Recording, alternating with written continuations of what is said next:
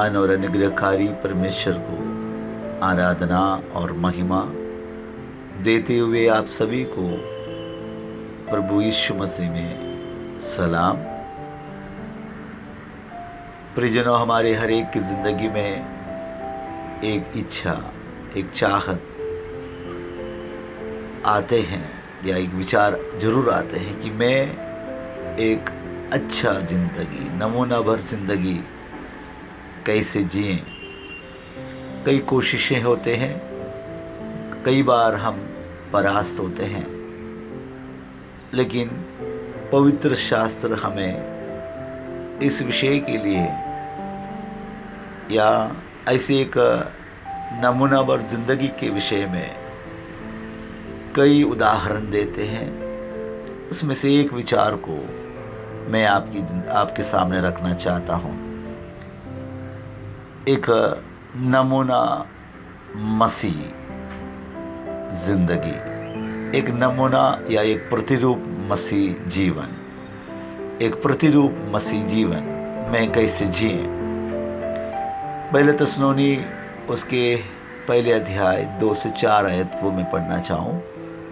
हम अपनी प्रार्थनाओं में तुम्हें स्मरण करते और सदा तुम सबके विषय में परमेश्वर का धन्यवाद करते हैं और अपने परमेश्वर और पिता के सामने तुम्हारे विश्वास के काम और प्रेम का परिश्रम और हमारे प्रभु यीशु मसीह में आशा की धीरता को लगातार स्मरण करते हैं।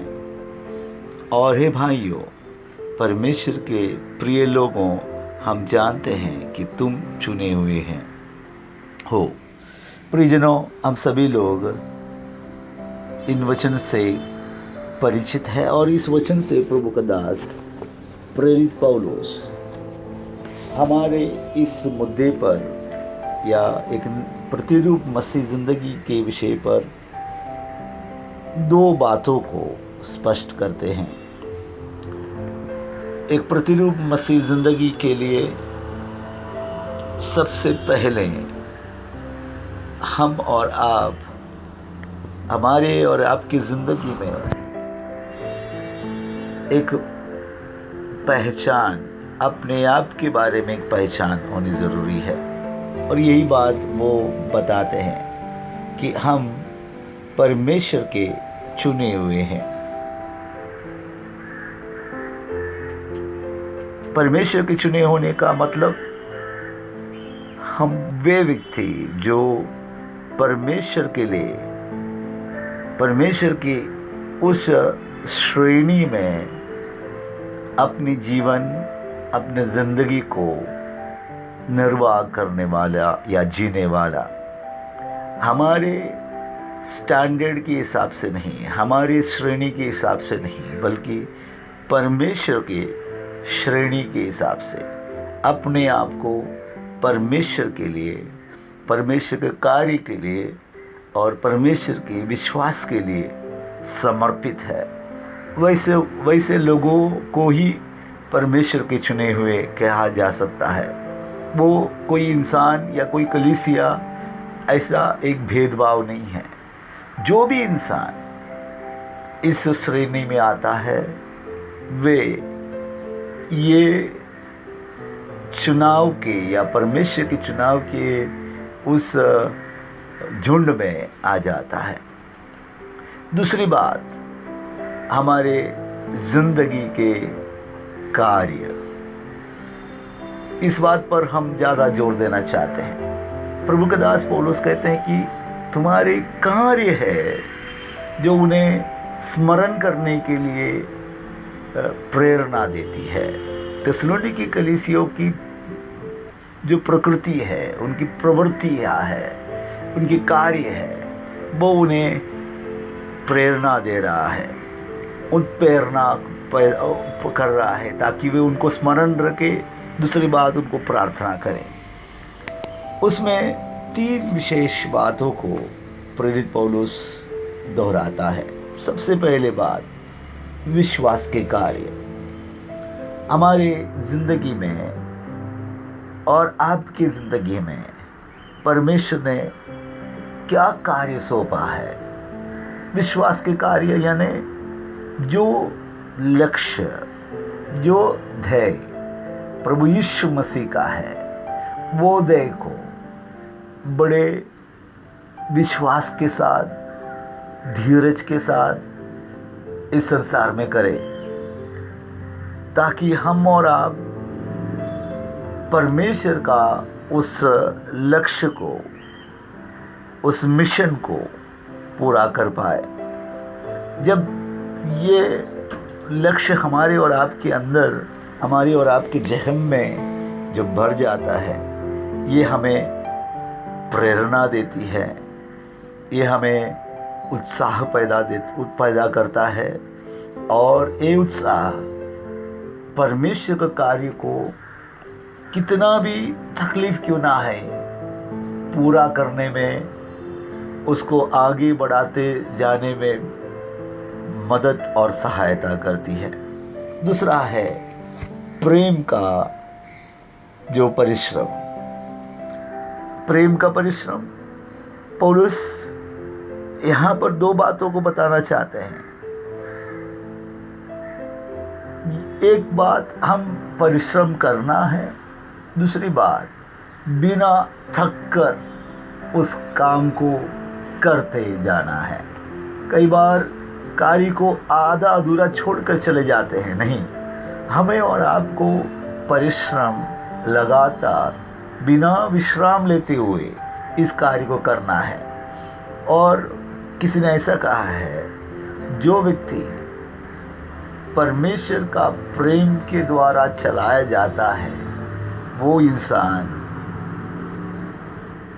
परमेश्वर का प्रेम को अनुभव किया है और देखा है। यानी हमें और आपको प्रेम का कार्य या प्रेम का परिश्रम करना है, तो हमें सबसे पहले परमेश्वर ने हमें दिया हुआ उस प्रेम का कार्य को, प्रेम का जो प्रकाशन को अनुभव और चखना बहुत ज़रूरी है।